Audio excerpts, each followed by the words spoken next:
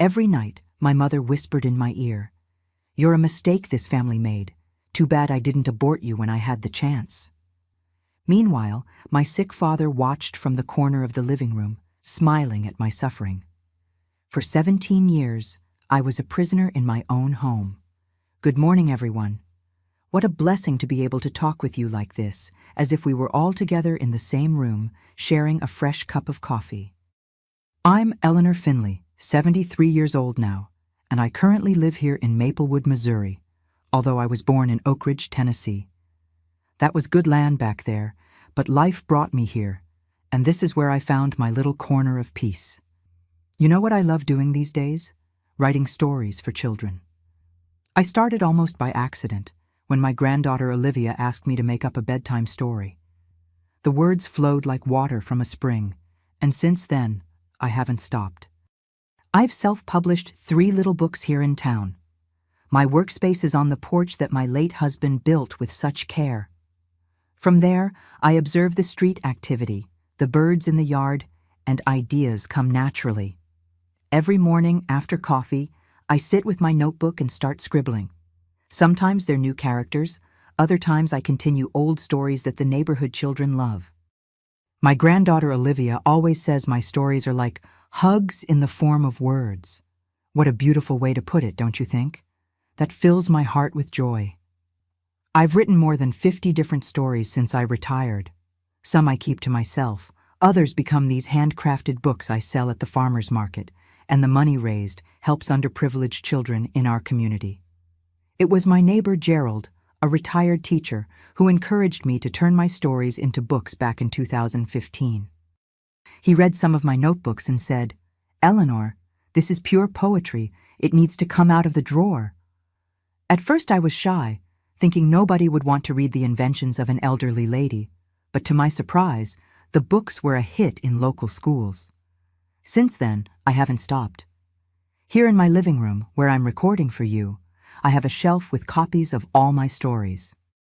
There's one about a boy who talked to clouds, another about a turtle that traveled the world carrying messages, and my favorite about a family of birds that built their nest in a lonely scarecrow's hat.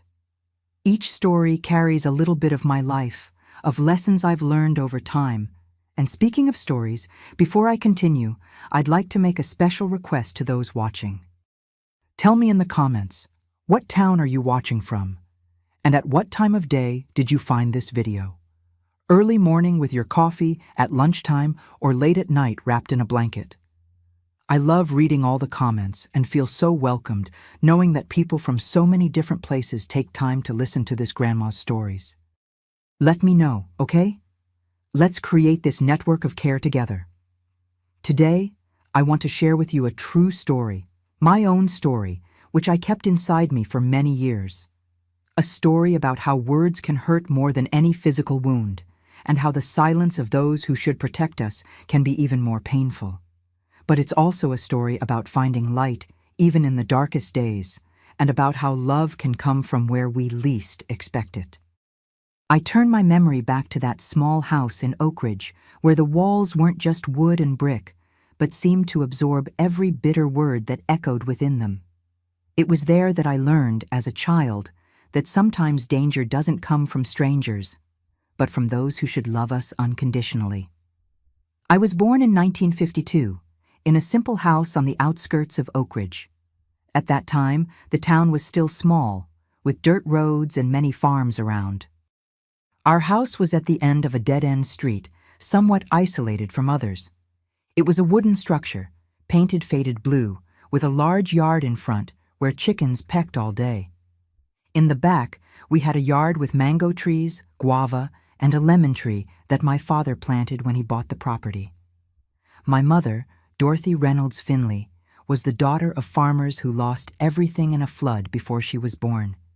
She grew up with the bitterness of someone who could have had a better life. She was a tall woman with black hair always tied in a tight bun and rough hands from working so much. She had a harsh way of speaking, as if each word was a stone being thrown. She worked as a laundress for the wealthier families in town, leaving early carrying bundles of clothes and returning late afternoon, always tired, always in a bad mood. My father, Edward Finley, was a thin man with deep-set eyes and yellowish skin. For as long as I can remember, he already suffered from liver problems. When I was about 5, his illness worsened so much that he could no longer work at the sawmill as before. He spent his days in a wicker armchair in the living room, staring into space, drinking his bitter teas and homemade remedies that my mother prepared. He hardly spoke. He observed everything with those opaque eyes, as if he were always absent, even while there. We also had my brother, Michael Finley, 10 years older than me. Tall like my mother, strong like my father was before his illness. Michael had a quiet way about him, but his eyes were different from my father's. His were alive, alert, as if he were always ready to defend someone or run away. He was good at school, and had worked since he was 12, delivering milk to houses early in the morning before going to school. Our routine was simple, like that of many families at that time. I woke up with the rooster's crow, helped my mother light the wood stove for coffee, swept the yard, fed corn to the chickens. Then I went to school, a 2-room building in the center of town, where children of various ages studied together. Teacher Mrs. Nelson was strict, but fair. At school I felt free. It was a place where the hours passed much too quickly. I had few friends.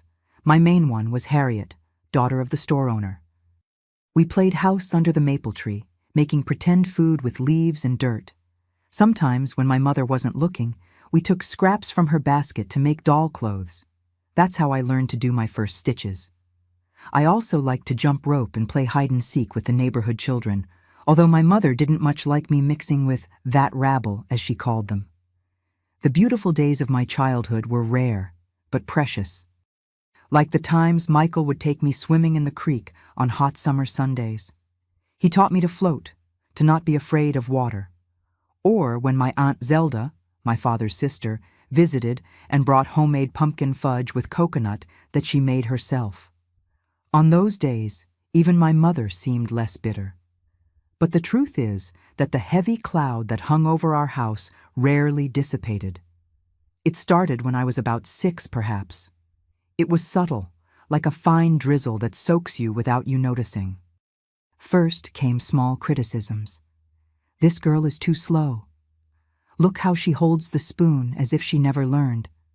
Bad hair just like her father's. As I grew older, the words became sharper. If I came home from school sharing something new I had learned, my mother would roll her eyes. What's the use of studying? You'll end up washing clothes for others just like me. If I played with my rag dolls, she'd say I was already too old for such nonsense. If I sang while sweeping the yard, the scolding came. Quiet, you sound like a parrot, so noisy. And there was the way she looked at me, as if she was always measuring me up, and I never reached the right size. As if everything I did was a reminder of some deep disappointment I had caused just by existing. The strangest thing is that she was different with Michael. Not affectionate. I don't think my mother knew how to be affectionate with anyone. But there was a certain respect. Maybe because he helped with household expenses, maybe because he had a strong temperament like hers and wouldn't lower his head. My father, from that armchair that seemed both his throne and his prison, watched everything. The criticisms, the humiliations, the tears I tried to swallow. Sometimes, when my mother was particularly cruel, I would look at him, silently begging for some intervention, for a word of defense. But what I found was that empty gaze and, sometimes, a small movement at the corner of his mouth, something that years later I understood to be a smile. As if my suffering was a private spectacle to relieve the boredom of his confined existence. It was around my 8th birthday that I realized something wasn't right in our family. It was the birthday of the daughter of one of my mother's clients, and she had been invited to help with the party. She took me along. I saw other mothers hugging their daughters, praising their dresses, arranging their hair with care. I saw fathers lifting children onto their shoulders, spinning them in the air amid laughter, and I understood that what I was missing had a name: love. When we returned home, I asked my mother why she never hugged me like that. She stopped messing with the clothes she was washing, looked at me with those hard eyes, and said for the first time those words that would mark my soul. "Because you're a mistake this family made, Eleanor. Too bad I didn't abort you when I had the chance." I didn't quite know what abort meant, but I understood enough for something to break inside me that day. I remember Michael was coming home from work and heard that. I saw his fists clench, his jaw lock. He took me by the hand and led me outside to the yard. We sat under the lemon tree, and he stayed silent for a long time, as if he didn't know what to say. Finally, he said, "Don't believe that, Eleanor. Don't believe it." That's all he said, but at that moment, it was enough for me to endure another day. Time passed. I grew up, and life continued its course like the waters of the creek where we swam. Sometimes calm, sometimes turbulent, but always moving forward, because there is no other path for water than to flow. When I turned 13 in 1965, life at home became even more difficult. I was turning into a young lady, my body beginning to change, and that already confusing phase by nature became a real labyrinth of pain in our house. Michael, my safe harbor, was 23 and worked as an assistant at the town's registry office.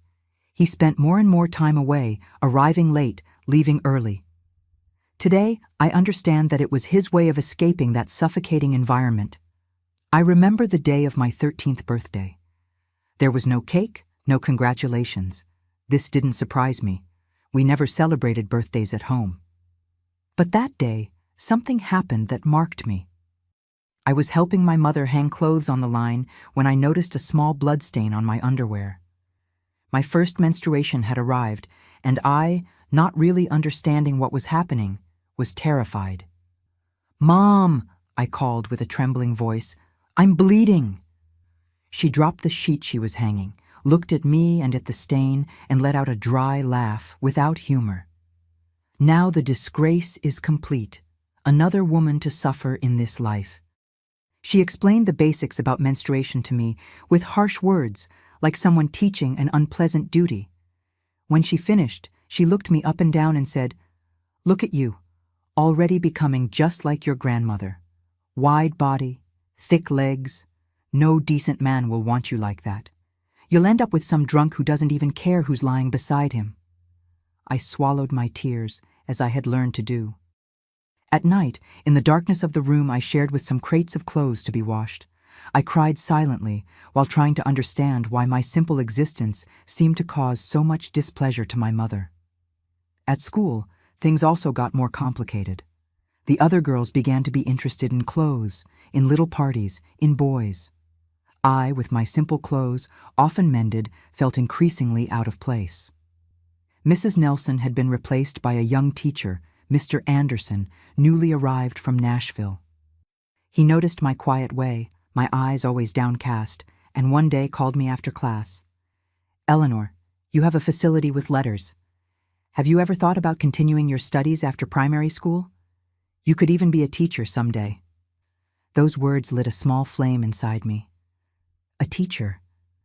I imagined myself like Mrs. Nelson, respected, always clean and tidy, with that firm but fair manner.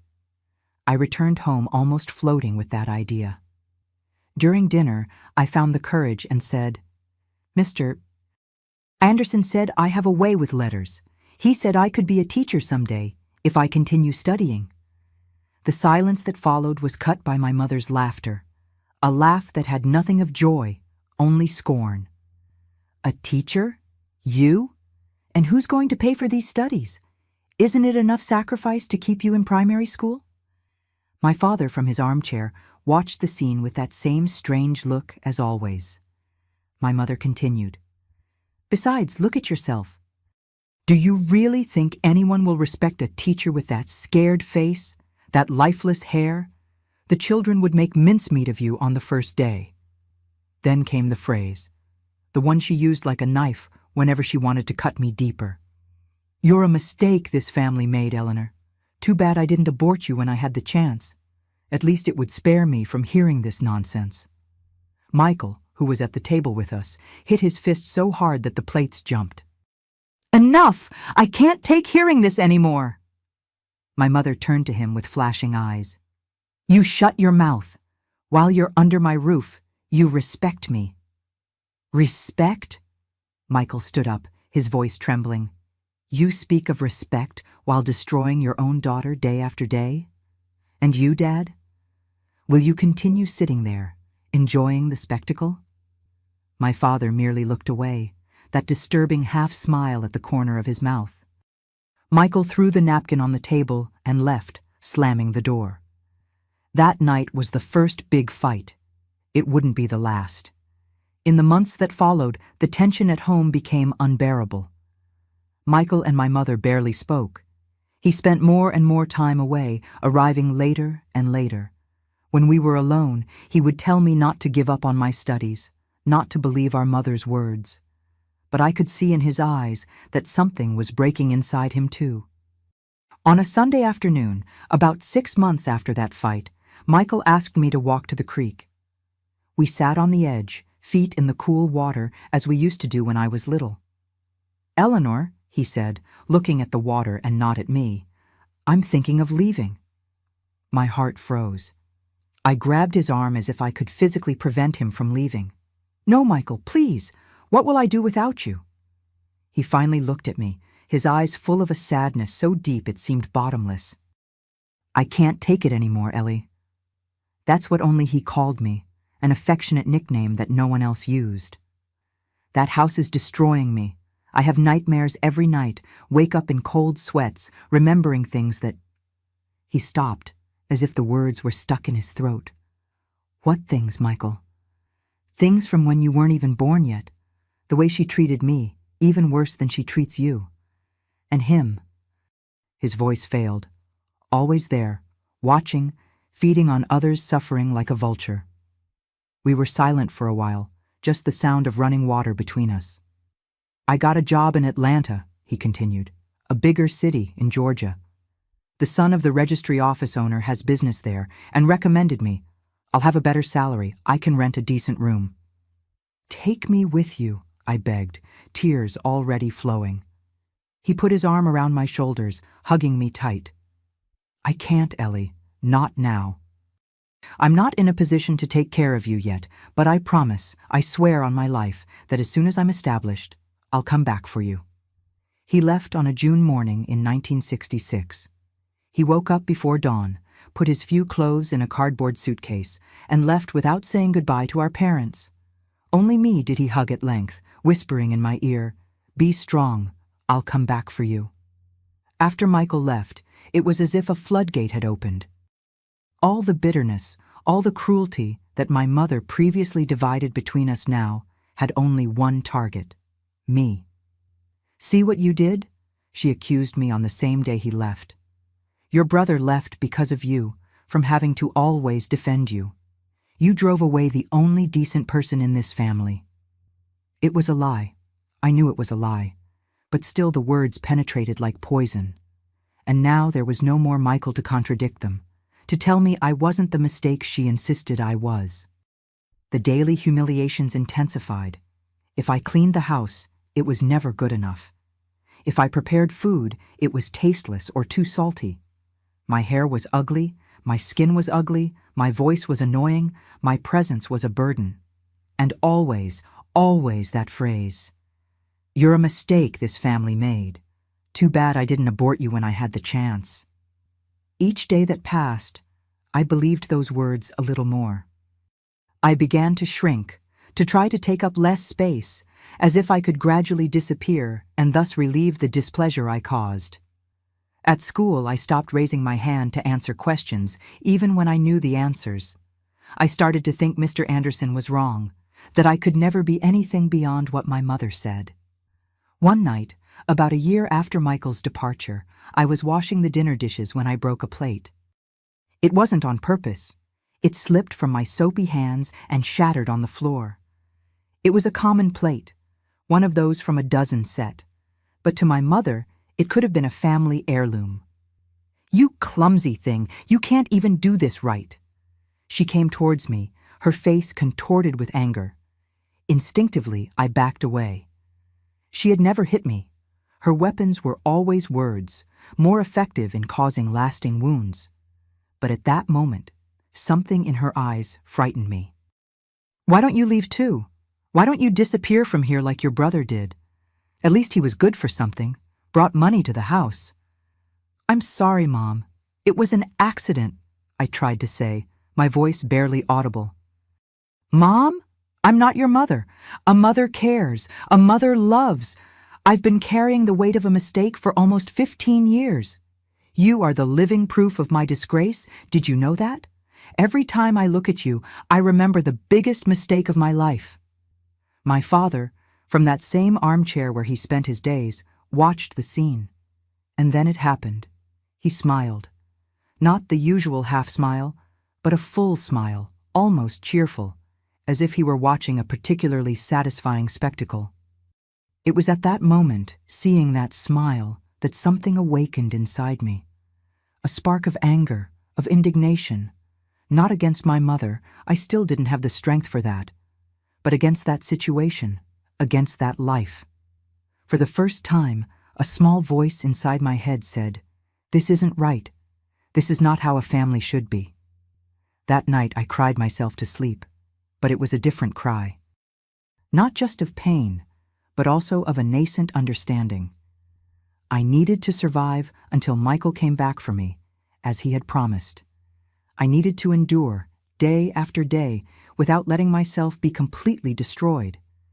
And so the days passed, turning into months, the months into years. Michael never wrote, never called. Gradually, the hope that he would return to get me diminished, but never completely disappeared. I clung to it like a castaway to a piece of wood in the open sea.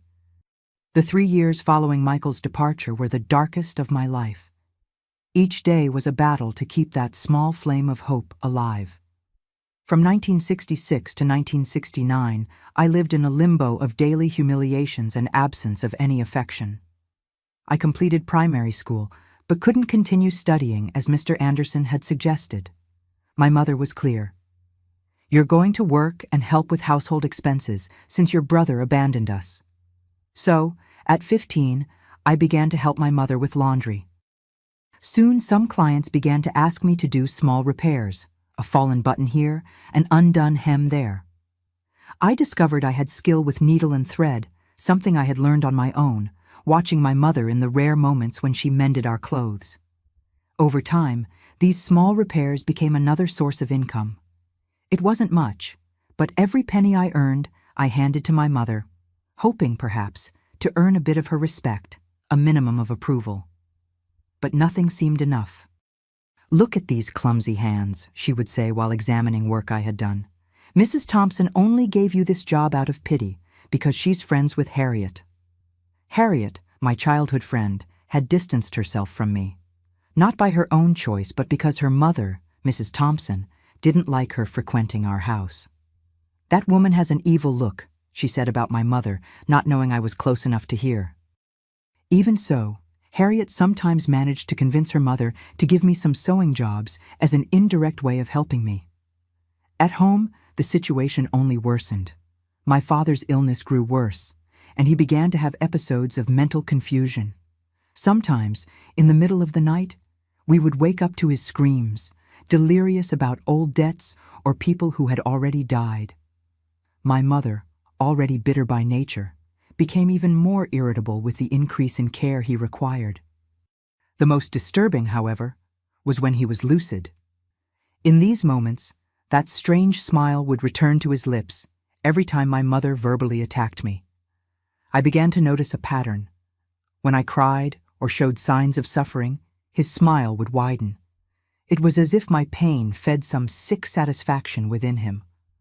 One afternoon, I was sewing on the porch, the only place in the house where there was enough light to see small stitches. My father was in his armchair, which we had dragged outside so he could get some sun, as recommended by the pharmacist. We were alone, something rare. Suddenly, he spoke, his voice hoarse from little use. "She was always like this, you know, even before you were born." I was so surprised that I dropped the sewing in my lap. My father almost never spoke directly to me. "Dorothy was always hard," he continued. But after Michael was born, it got worse. And when you came, when you came. He laughed, a harsh sound like sandpaper on wood.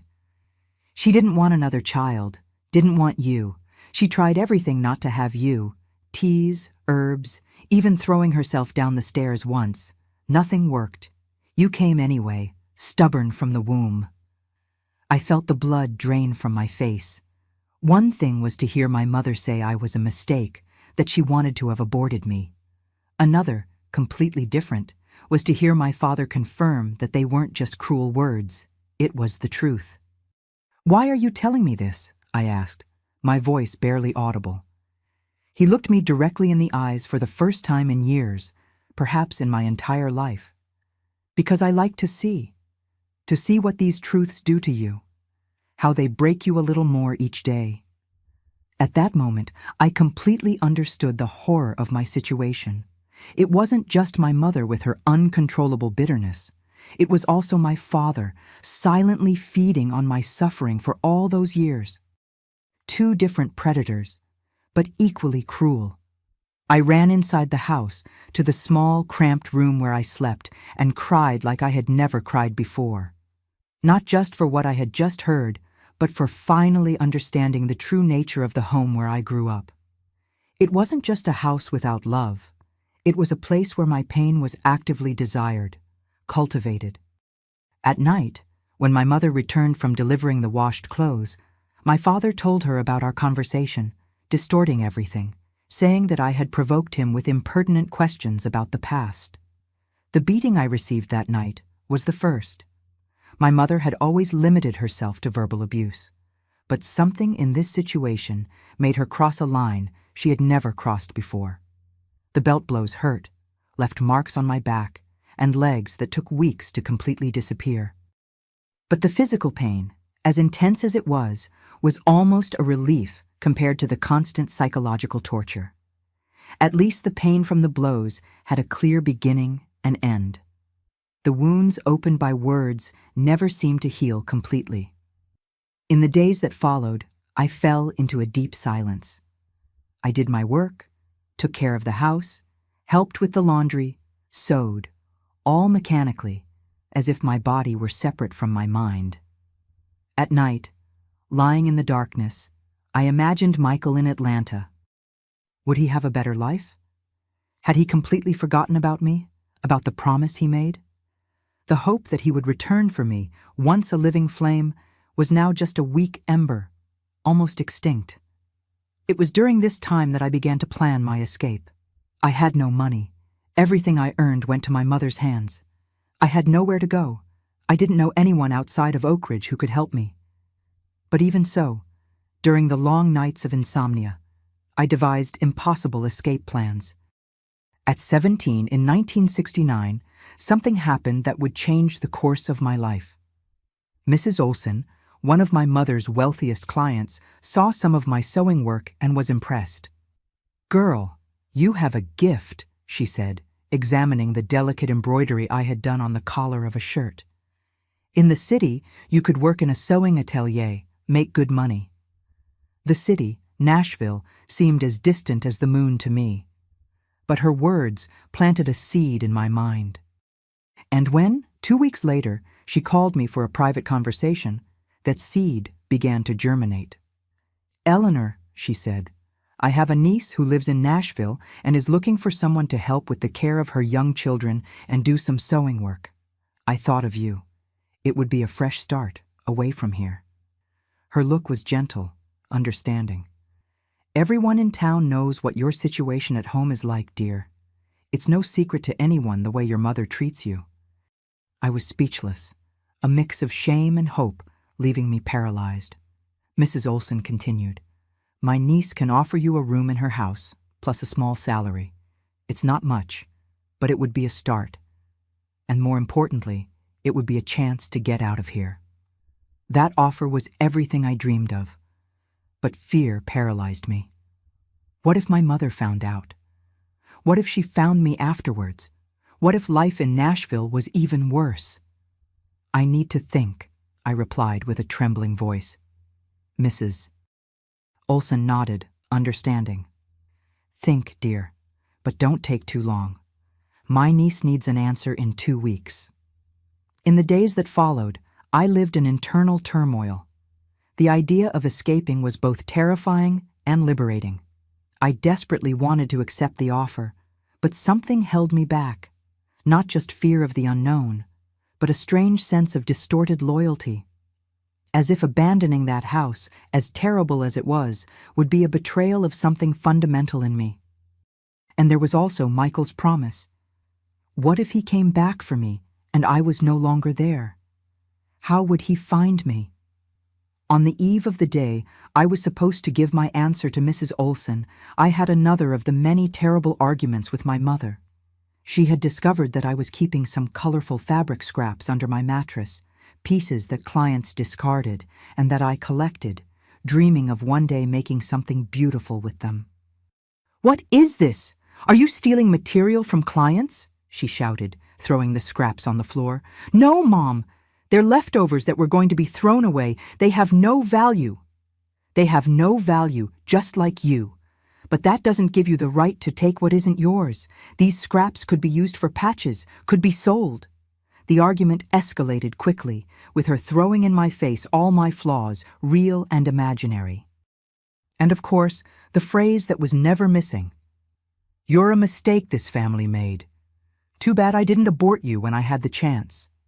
This time, however, something inside me broke. Or maybe it was fixed. Suddenly, those words that used to cut me like knives seemed to lose some of their power. "It's true," I replied, surprising her and myself. "I am a mistake, but I won't continue being a mistake here in this house." She looked at me, momentarily disconcerted by my unexpected response. "What do you mean by that?" "That I'm leaving.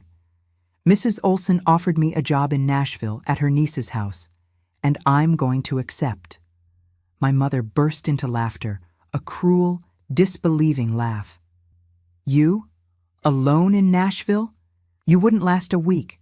You'll come crawling back at the first difficulty, if they really want you there. Probably it's just pity, like everything you get in life." Her words should have hurt me, but strangely, they strengthened me. At that moment, I made my decision. I would leave, no matter what. The next day, I sought out Mrs. Olson and accepted her offer. She was radiant, saying I had made the right choice, that a young girl like me deserved a better chance in life. We arranged that I would leave secretly the following Sunday. Her niece would send money for the bus ticket, and I should be at the bus station at 5 a.m. before my mother woke up. During that week, I lived in a constant state of alert, fearing that my mother would somehow discover my plans. She seemed to suspect something. She watched me more closely than usual, asked questions about where I went when I went out to deliver sewn items. My father, in turn, had returned to his usual silence, but his gaze followed me around the house as if he could read my thoughts. On Saturday night, the eve of my departure, I couldn't sleep. I packed my few clothes in a small bundle, saved the only photo I had of Michael, taken at a church fair years before, and the colorful scraps I had managed to save. It wasn't much, but it was all I had. At 4 a.m, I got up silently. The house was in complete silence. I took my bundle and walked to the door. Before leaving, I looked back one last time. Despite everything, that was the only home I had ever known. For a brief moment, I hesitated. Then I remembered my mother's words, my father's smile, all the times I had silently cried in the dark. I took a step outside and closed the door behind me. It was still dark, but the sky was beginning to lighten on the horizon. I walked quickly through the empty streets of Oak Ridge, my heart racing. At every corner, I imagined hearing footsteps behind me, imagined my mother catching up to me, dragging me back to that hell. But no one came. I reached the bus station, and for the first time in my life, felt something like freedom. It was terrifying and wonderful at the same time. The bus to Nashville departed punctually at 5:30. Sitting by the window, I saw Oak Ridge disappear in the distance. Silently, I made a promise to myself. I would never return to that house, never again be that frightened and broken girl. As the bus continued down the road, I took from my bag one of the colorful fabric scraps I had kept, a piece of bright red fabric, brilliant as a flame. I held it tightly between my fingers, like a good luck talisman for the new life that was about to begin. What I didn't know, as I left Oak Ridge behind, was that fate had different plans than mine, and that Michael, the brother I thought had completely forgotten me, was about to re-enter my life in a way I could never have imagined. I arrived in Nashville on a hot Sunday afternoon. The bus station was crowded, noisy, intimidating for a small-town girl who rarely left her neighborhood. As arranged, Mrs. Olson's niece, Mrs. Janet, would be waiting for me. Holding my small bundle tightly, I searched among the unfamiliar faces for some sign of welcome. After a few minutes of anguish, a woman in her 40s approached. "You must be Eleanor, right? I'm Janet, Olson's niece." Her smile was kind, but her eyes evaluated me with curiosity. I noticed how she examined my simple dress, my hair tied in a poorly made bun, my hands rough from so much work. I felt ashamed, as if suddenly seeing myself through her eyes. A country girl, plain, frightened. Janet's house was in a middle-class neighborhood in the city. It was bigger and more beautiful than any residence I had ever seen up close. It had 2 floors, a small but well-maintained garden in front, and furniture that seemed to have come out of the magazines I sometimes saw in my mother's clients' houses. "You'll stay in the little room at the back," explained Janet, leading me through the spacious kitchen to a small room adjacent to the service area. It was simple: a single bed, a small wardrobe, a table with a chair. But to me, it seemed like a palace. For the first time in my life, I would have a room all my own, a door I could close, a space where no one would yell at me. "The bathroom is over there," she pointed to a door beside. "You share it with the cook, who comes only during the day. Your job will be to look after the children.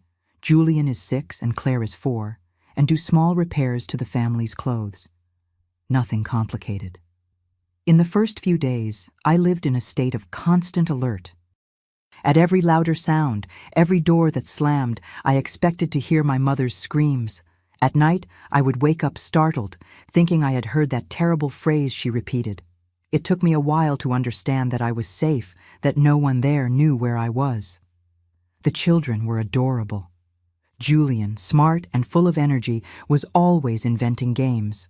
Claire, quieter, liked to sit beside me while I sewed, fascinated by the movement of the needle going in and out of the fabric. Little by little, I fell in love with those children, finding in them a purity and joy that I thought no longer existed in the world. Janet's husband, Oliver, was a fabric merchant. He had a store in the center of the city and frequently traveled to Chicago to buy merchandise. He was a reserved, polite, but distant man. He spoke to me only when necessary, always treating me as the girl, never by name. A month after my arrival, when I was beginning to adapt to my new life, something happened that shook my newly conquered sense of security. I was in the living room, folding some clothes I had ironed, when the phone rang. Janet answered, and from across the room, I could hear her voice change tone. "Yes, Olson." "No, I didn't imagine that. Of course I understand the situation." "Yes, she's here." "Well, that complicates things." My heart raced. From the expression on Janet's face, I immediately knew that something had happened in Oak Ridge, something related to me. When she hung up, she came to me with a worried look. "Eleanor, I need to talk to you. My aunt just called. Your mother discovered that you're here with me." The world seemed to collapse. My hands began to tremble so much that I dropped the shirt I was folding. "How did she find out?" I asked, my voice barely audible. "It seems that the town is too small for secrets. Someone mentioned seeing you at the bus station that morning.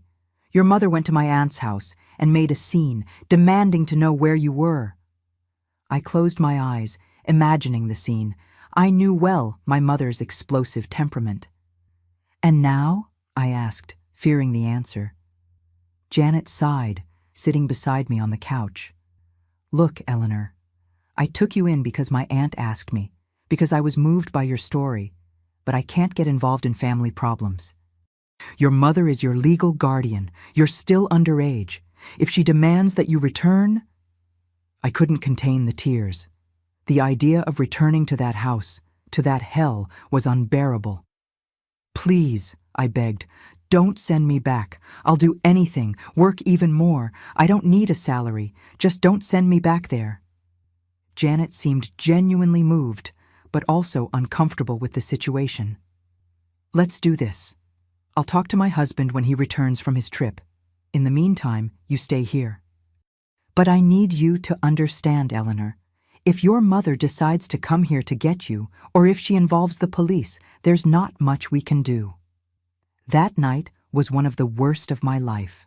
Locked in my little room, I imagined all possible scenarios, all ending with my forced return to Oak Ridge. The freedom I had barely tasted would be taken from me.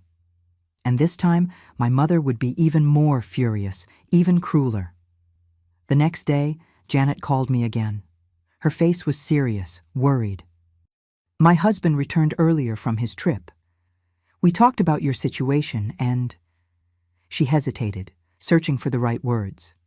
"He thinks it's better if you don't continue here. He says he doesn't want problems with the law or with your family." It was like receiving a punch to the stomach.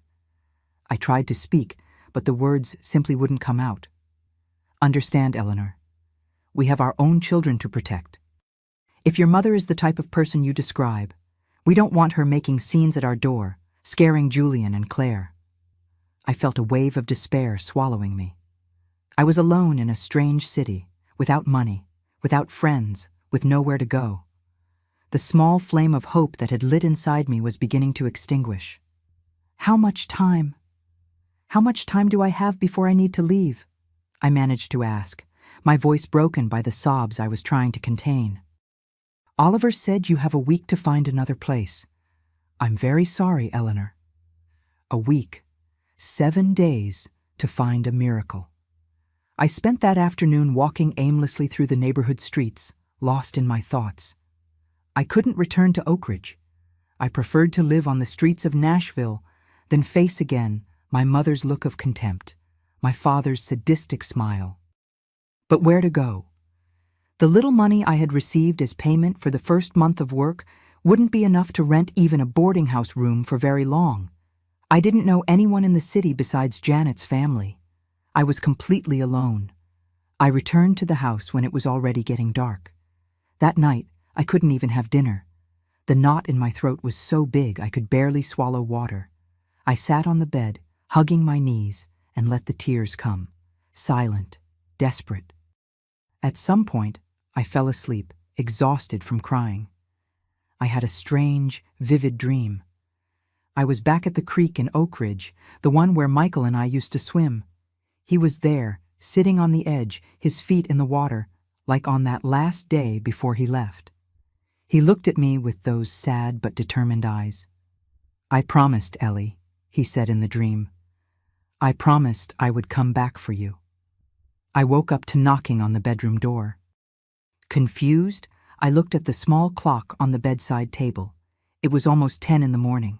I had slept far beyond my normal schedule, missed the time to take the children to school. "Eleanor?" Janet's voice from the other side of the door seemed strangely hesitant. There's someone here who wants to talk to you." My heart froze. Could it be my mother? Had she discovered the address and come to get me personally? I jumped up, frantically looking for something to wear over my nightgown. "Coming," I replied, my voice trembling with fear. I dressed hastily, trying to control the trembling in my hands.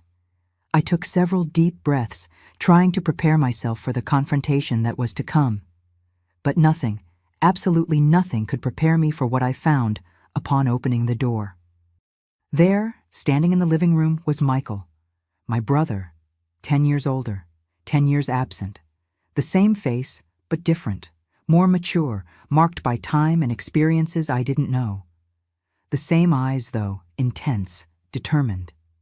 "Ellie," he said, and in that single word was all the lost time, all the accumulated longing.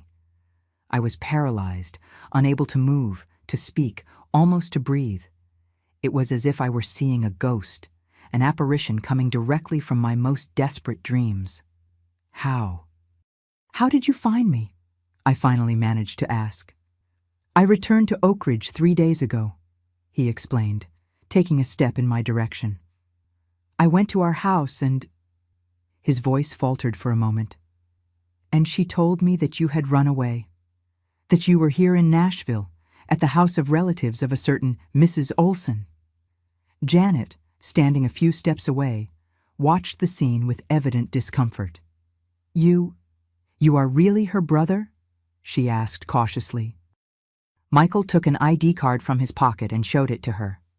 Michael Finley, Eleanor's older brother. Still in shock, I finally managed to move.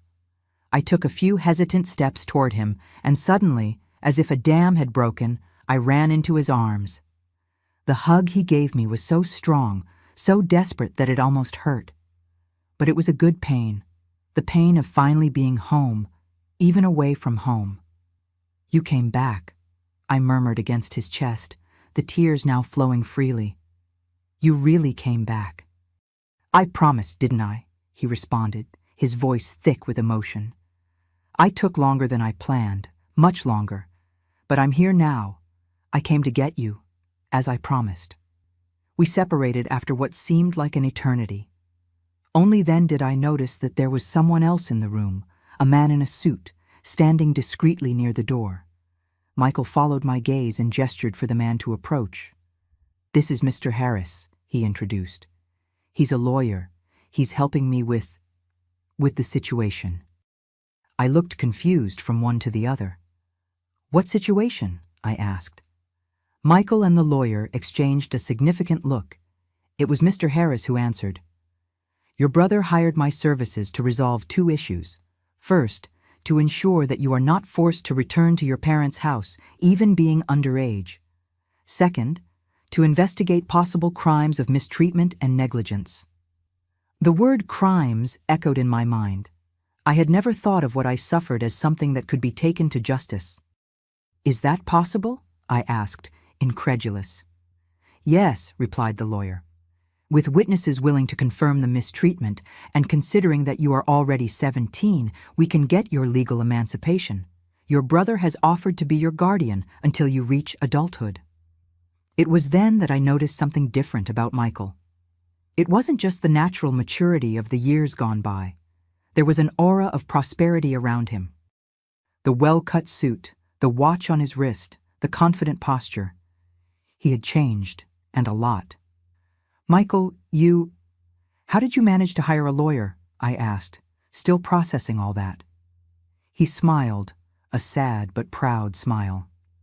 Things worked out for me in Atlanta, Ellie. Much better than I could have imagined. I started as an assistant at the registry office, as I told you, but was soon promoted. The owner encouraged me to study. I managed to finish school at night. Then I started investing in small businesses. Now I have my own construction materials company. A wave of relief and gratitude invaded me. My brother had not only survived, he had prospered, and now he was there, fulfilling the promise made years before. Why did it take so long? I couldn't help but ask, a shadow of resentment still present. Why did you never write, never call? Michael's face closed, an old pain reflected in his eyes. In the first years, I was just surviving, trying to establish myself. Afterwards, he hesitated. Afterwards, shame prevented me, shame of having left you there for so long. And fear too. Fear of returning and not being able to get you out of there, of failing you again. He took my hands in his. But I'm here now, Ellie, and I'm not leaving without you. At that moment, something broke inside me, not from pain, but from relief. Years of fear, of abandonment, of abuse, seemed to finally be coming to an end. The light at the end of the tunnel wasn't just an illusion. It was real. It was Michael. It was the chance for a new life. Janet, who had watched the entire scene in silence, cleared her throat discreetly. Well, It seems things are resolving in an unexpected way. If you need a few days until everything is organized. Michael turned to her. I appreciate the hospitality you offered my sister, ma'am. But if you don't mind, I'd like to take her with me today. I'm staying at a hotel downtown. There's enough space for both of us until we resolve the legal situation. The lawyer added, It would be better, in fact, if Miss Eleanor came with us, in case the parents try some legal measure to force her return. Being under the brother's protection and with an emancipation process underway, she will be safer. 2 hours later, I was leaving that house, taking with me the small bundle with which I had arrived, augmented only by a drawing that Claire had made for me, a stick figure representing me with a big smile on the face. In Michael's car, on the way to the hotel, a sensation of unreality enveloped me. It was as if I were dreaming, as if at any moment I would wake up back in that suffocating little room in Oak Ridge. Everything will be fine now, Ellie, Michael said, as if reading my thoughts. I promise. That night, staying in a hotel room more luxurious than any place I had ever been, I cried again. But they were different tears, not of despair, but of relief, of hope, of an enormous weight finally being lifted from my shoulders. Across the wall, I knew that Michael was also crying. I could hear his muffled sobs, the guilt and relief mixed in each one. We were both broken, marked by the same hell, but somehow, together, perhaps we could rebuild ourselves. Perhaps we could finally leave behind that house where the walls echoed with cruel words, where a sick man smiled at others' suffering, where a bitter woman transformed her own bitterness into weapons against her children. The future was uncertain, but for the first time in many years, I allowed myself to have hope. A real, tangible hope, with my brother's face and the promise of better days. The 2 weeks following my reunion with Michael were intense and transformative. Staying at that hotel in downtown Nashville, we began the process of reconstruction, not just of my legal situation, but also of the bond that had been interrupted for so long. At night, we talked for hours. Michael told me about his life in Atlanta, how difficult it was at the beginning, sleeping in a small room at the back of the registry office, saving every penny. How he met his mentor, Mr. Thompson, owner of the registry office, who saw potential in him and encouraged him to study. How, little by little, he gained confidence and respect until the opportunity arose to invest in a small construction materials store that was on the verge of bankruptcy. It was a huge risk, he explained. I invested all my savings. In the first months, I thought I had made the biggest mistake of my life. But then things started to improve. The boom in civil construction helped. In 3 years, I opened a second store. Now I have 4. I listened to everything in wonder, proud of my brother. But there was a question that wouldn't leave me, that always returned. Why didn't you try to contact me before? Even if you couldn't come get me yet, a letter, a phone call. Michael looked away, the guilt visible on his face. At first, I was just surviving, Ellie. I barely had money to feed myself, let alone to travel. Later came the fear. Fear that if I showed up, but couldn't take you yet, I would end up giving you false hopes. Or worse, that I would provoke more anger in her, that you would suffer even more because of me. He paused, taking a deep breath. And there was also shame. With each year that passed, it became harder to justify my absence. How to explain that your brother, who promised to return for you, was prospering in another city while you continued in that hell? I ended up trapped in a spiral of guilt and procrastination, always telling myself, just a few more months, when I'm more stable. He took my hands in his. There's no excuse enough, Ellie. I failed you, but I'm here now, and I'll spend the rest of my life making up for that lost time. While we relearned to be siblings, Mr. Harris worked tirelessly on the legal process. He filed for judicial emancipation for me, using as a basis the mistreatment suffered and the fact that Michael, as a prosperous relative with a good reputation, was willing to be my guardian until I turned 18.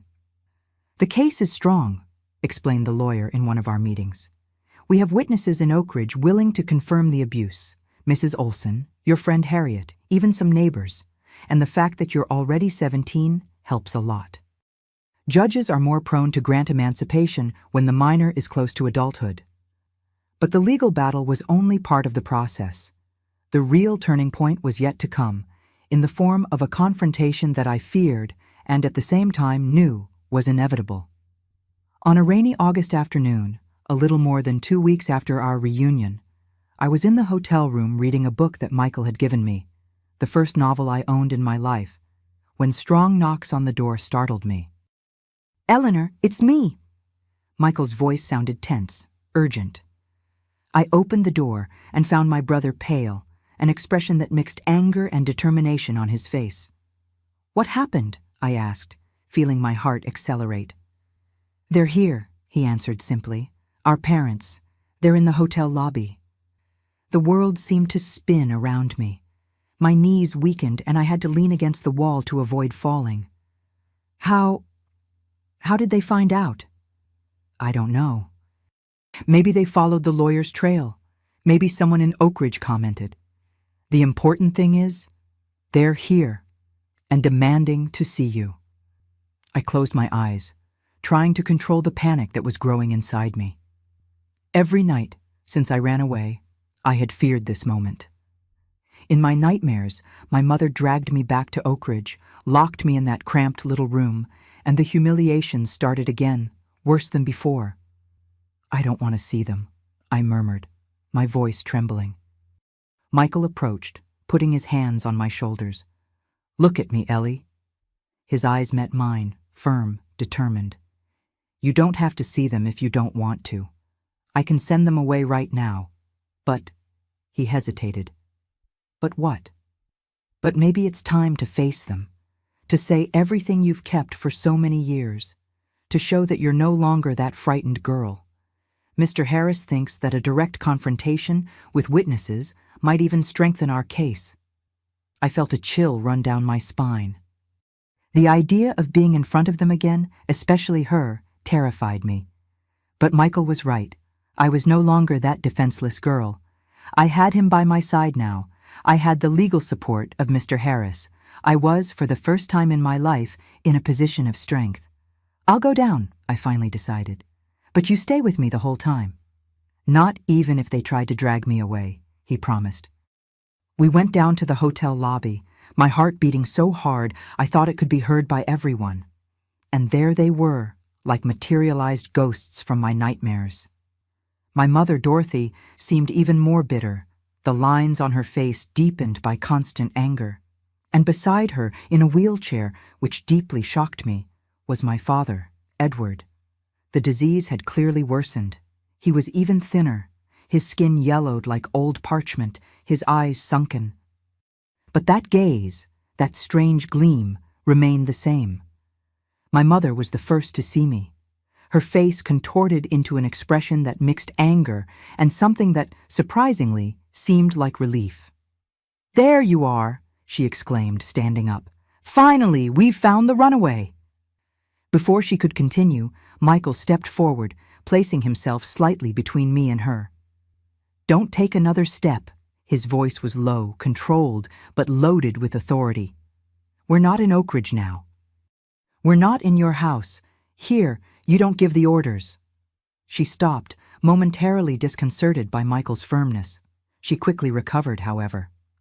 You disappeared for years, abandoned your family, and now you come back to steal my daughter?" "Steal?" Michael let out a bitter laugh. "Stealing implies that she's your property. Eleanor is a person, not an object that you possess." Mr. Harris, who had been called and had arrived discreetly during our descent, approached. "Mrs. Finley, Mr. Finley, I'm Mr. Harris, the lawyer representing Miss Eleanor's interests. I suggest we have this conversation in a more private location. The hotel has provided us with a meeting room." My mother looked at the lawyer with distrust, but nodded. My father remained silent, those observant eyes following every movement. In the meeting room, we all sat at the table, Michael and I on one side, my parents on the other, Mr. Harris at the head. The tension was palpable, like electricity in the air before a storm. "Let's get to the point," began the lawyer. "We've filed for judicial emancipation for Eleanor based on evidence of psychological mistreatment and parental negligence." "Mistreatment?" my mother exploded. "I worked like a condemned person to raise this ungrateful girl. I washed clothes until my hands bled. And this is how she thanks me? Running away like a criminal, spreading lies?" Lies? It was my turn to speak, surprising everyone, including myself. My voice came out firm, clear, without the usual tremor. "What lies, Mom? About the daily humiliations? About being called a mistake, a burden, a disgrace to the family every day of my life? About hearing that you wanted to have aborted me?" She paled, not expecting me to speak with such clarity.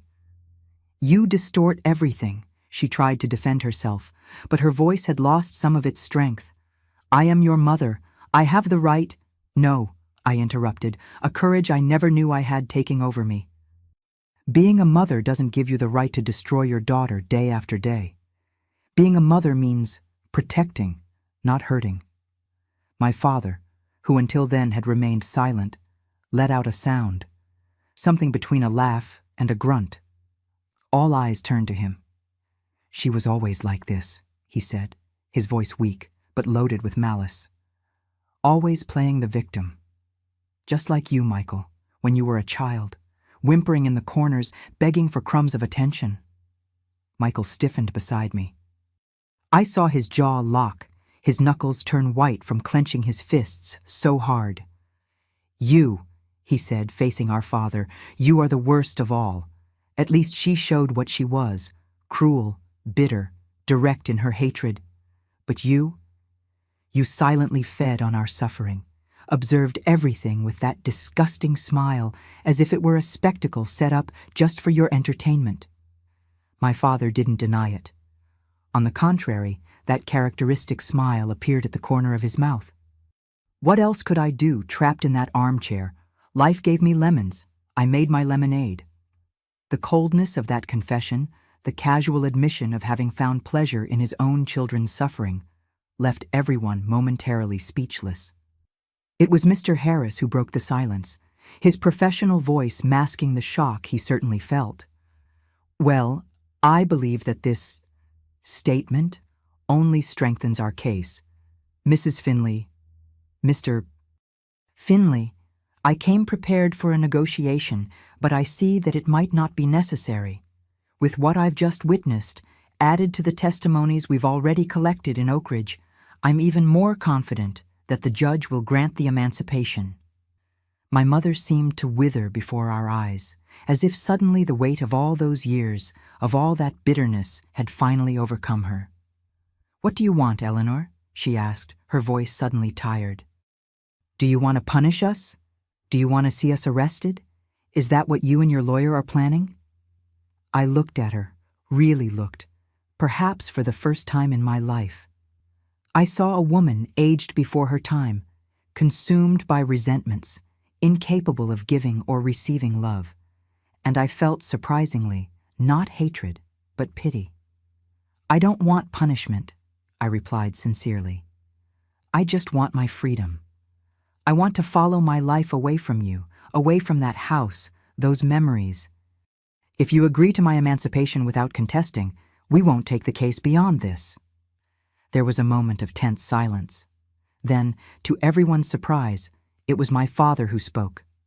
"Let her go, Dorothy. We don't have anything more to offer her.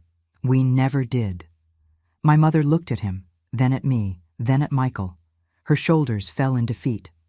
"Do as you wish," she finally said. "You always did anyway." Mr. Harris, efficient as always, already had the documents prepared. A term in which my parents recognized the mistreatment and agreed to my emancipation, renouncing any parental right over me. In exchange, I renounced the right to prosecute them criminally for the abuse suffered. As they signed, one by one, I felt an enormous weight being lifted from my shoulders. It wasn't the ending I had imagined.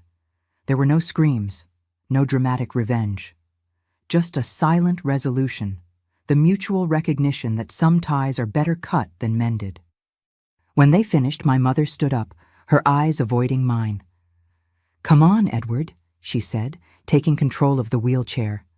But before leaving, she stopped, and without looking back added, "At least you had your brother. I never had anyone." It was the closest thing to an explanation, to an apology that I would ever receive from her, and somehow it was enough. They left the room, left my life, and I wouldn't see them again for many, many years. After they left, Michael hugged me tightly, saying nothing. There was no need for words. Together, we had closed a painful chapter of our lives, and now it was time to start writing a new one. 2 weeks later, the judge granted my emancipation. At 17, I was legally recognized as an adult, free to make my own decisions, to build my own path. Michael offered me 2 options. "You can come with me to Atlanta, live in my house, finish your studies there. Or if you prefer to stay closer to where you grew up, I can help you establish yourself here in Nashville." I thought for a few days. Atlanta meant a complete fresh start, away from any memory of the past. But it also meant being in a city where I knew no one but Michael, depending totally on him. "I think I prefer to stay in Nashville," I finally decided. "I've already started to build something here. And I like the idea of being close enough to Oak Ridge to remember where I came from, but far enough to not have to go back." Michael understood and supported my decision. He rented a small apartment for me in the city center, close to a school where I enrolled to complete my studies. Furthermore, using his business contacts, he got me a part-time job at a fabric store. "It's a start," he said, "a small step for you to build your independence." Before returning to Atlanta, Michael left me with something that would change my life, a new, shiny sewing machine, very different from that old one my mother sometimes let me use. "For you to develop your talent," he explained. "Who knows, maybe someday you'll open your own atelier?" We said goodbye with the promise of frequent visits, weekly phone calls, of never losing touch with each other again. And so began my new life. At 17, emancipated, studying, working, sewing in my spare time, learning to be a complete person, not just the distorted reflection I saw in my mother's eyes. The path wasn't easy. There were nights of loneliness, moments of doubt, nightmares in which I was still trapped in that house in Oak Ridge. But for the first time, I had control over my destiny. I could choose where to go, what to do, who to be. In 1970, less than a year after my emancipation, I received the news of my father's death. The disease finally defeated him. I didn't go to the funeral. I felt neither joy nor sadness, just a strange emptiness, as if a door that was already closed had finally been locked. Michael went to the burial and told me afterwards that our mother seemed lost, as if she didn't know what to do now that she no longer had a husband to care for, a daughter to criticize. I felt sorry for her, but kept my distance. Some wounds need much more than time to completely heal. In the years that followed, I dedicated myself to studies and work.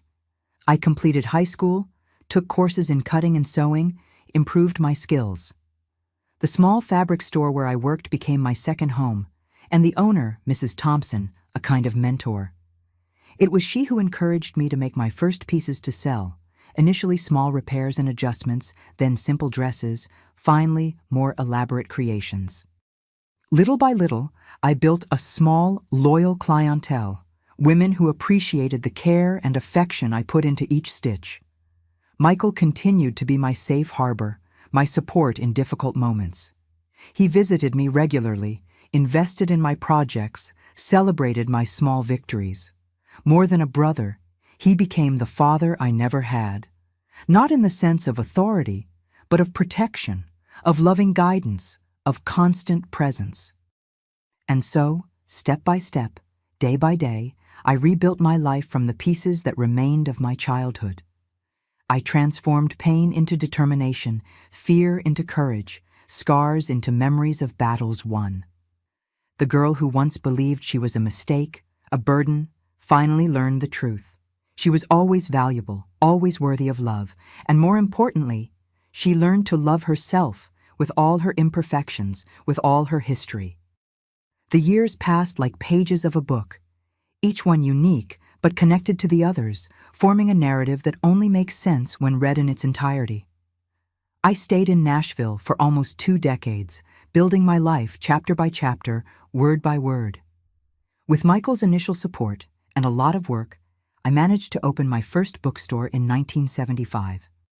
It was small, just a rented room in the center of the city, but it was mine, a space where I could surround myself with stories, immerse myself in other worlds, while rebuilding my own. It was at the bookstore that I met Thomas, who would become my husband. He was a carpenter, came to install the bookshelves. Tall, of few words, but with gentle eyes, so different from those eyes that haunted me in childhood. We began to talk, first about wood and literature, then about dreams and fears, and finally about a future together. We got married in 1977 in a simple ceremony.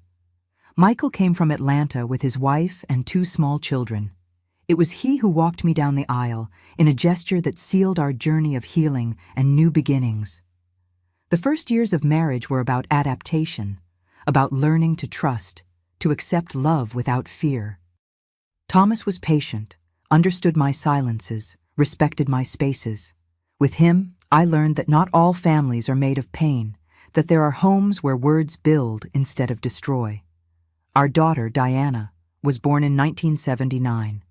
When I placed her in my arms for the first time, I made a silent promise. She would never, ever hear from me the words that I once heard from my mother. She would be raised with affection, with respect, knowing she was loved in every cell of her being.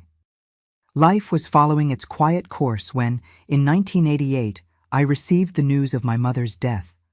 Unlike what happened with my father, this time I felt a deep sadness, not for the mother I had, but for the mother she could have been, for the relationship that never existed.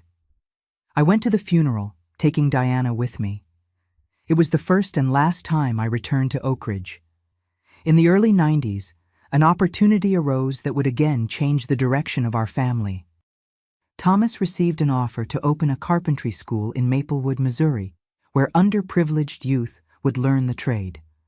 The project was inspiring, and the city, they said, had a great quality of life. "What do you think?" he asked me, respecting as always my opinion. It would be a fresh start, away from the memories of Oak Ridge, away even from Nashville. After much thought, we decided to accept. I sold the bookstore, we packed up our life, and in 1992, at 40, I moved to Maplewood, the city that would become my true home. Maplewood welcomed me with open arms. I soon got a job as a librarian at the municipal school. While in my spare time, I wrote small children's stories inspired by my own experience. Diana adapted well to the new school, made friends quickly. Thomas saw his carpentry school prosper, transforming lives. It was in Maplewood that I discovered my true vocation for children's writing. It all began when I told stories to children in the library. A teacher heard me and suggested that I record them. "Your stories teach without seeming to be teaching," she said.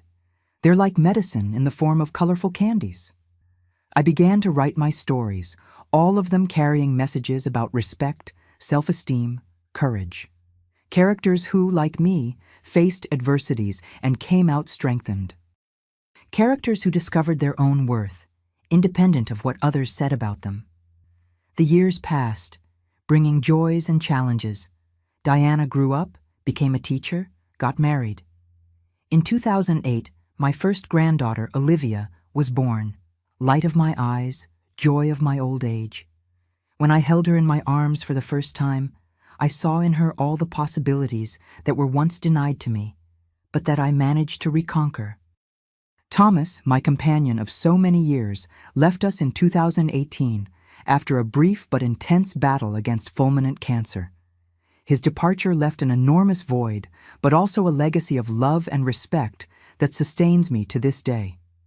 Now, at 73, I live a simple and grateful life in Maplewood. My daughter Diana lives a few blocks away with Olivia, who is already 17. the same age I was when I ran away in search of freedom. But how different our lives are. While I carried the weight of contempt and rejection, Olivia grows surrounded by love, confident, knowing her value. Michael, my dear brother, now 83, continues to be a constant presence in my life, even at a distance. We talk on the phone every week, and twice a year he comes to visit me, or I go to Atlanta. Our bond, tested by time and circumstances, has only strengthened over the years. My mornings are dedicated to writing. At the table on the porch, with my notebook and pen, the same simple instruments I've used since the beginning, I transform memories and imagination into stories that make children smile and reflect.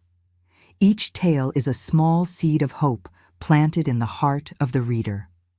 In the afternoons, when the sun is milder, I receive visits, friends from church, teachers who come asking for book suggestions, sometimes young writers seeking advice. It's also when Olivia usually stops by to tell me the news from school, to hear my stories of other times. I've learned over the years that we are all protagonists of our own story, unique in our experiences, in our pains and joys, but capable of rewriting our most difficult chapters, of creating new endings for old tragedies. The family I formed, not the one given to me by birth, but the one I built with love and choice, is my greatest pride, the most precious treasure I take from this life.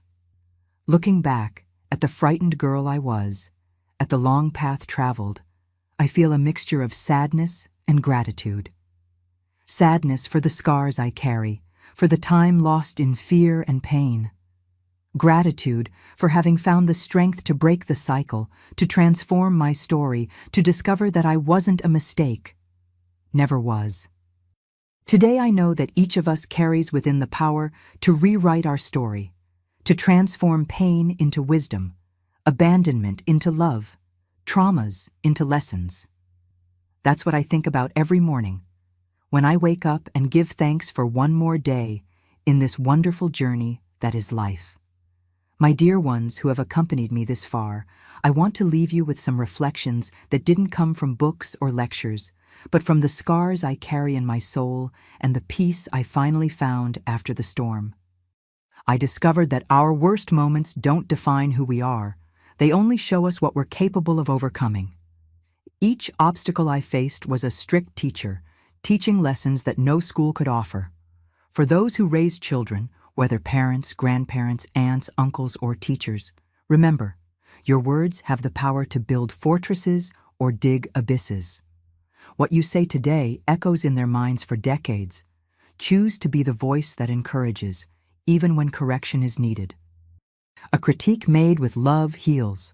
One made with anger leaves permanent marks. The dark days I faced taught me that our greatest strength comes precisely when we think we have no strength left. It's at the bottom of the well that we discover we know how to swim, even without ever having learned. Many ask me how I didn't become bitter after everything I went through. The answer isn't simple, but I can say that I chose to break the chain. I saw up close what hatred does to a person, how it corroded my mother from within, how it transformed my father into a spectator of others' pain. I decided that poison would stop with me, that it wouldn't contaminate my daughter, my granddaughter, the generations that would come after. When we go through deep traumas, we have two options: let them define us or transform them into fuel for our transformation. I chose the second option, not because I was strong, but because I was stubborn. That same stubbornness that, according to my father, made me be born despite abortion attempts. For the young people watching me, don't wait until you're 70 to understand your worth. You are not what wounded people say about you. You are complete beings, imperfect, yes, but worthy of respect and love for the simple fact that you exist. And for my companions with gray hair, it's never too late to heal old wounds. Old age brings us the wisdom to look back with new eyes, to understand that often those who hurt us were just reproducing the wounds they also received. In the densest darkness, I found small sparks of light. A teacher who saw potential in me, a client who offered me an escape route, a brother who, despite the delay, kept his promise. Sometimes all we need is a single person who believes in us when we can't even believe in ourselves. Forgiveness was my most bitter and most effective medicine.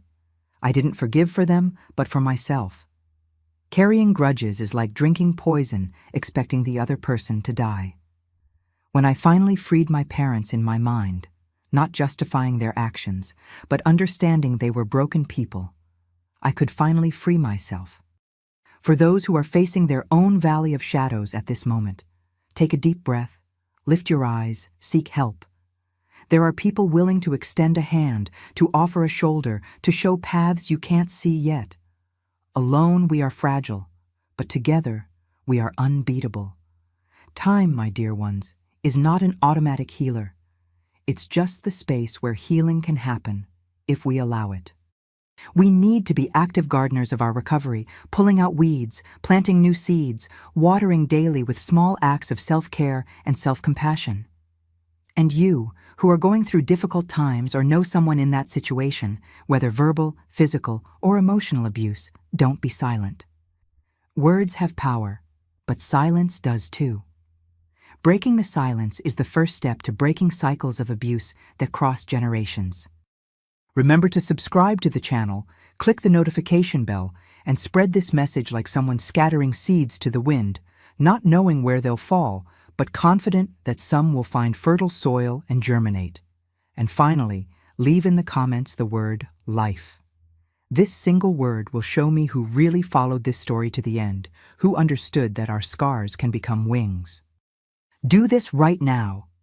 And remember, each of us is a universe of possibilities, far beyond the limitations that others tried to impose on us.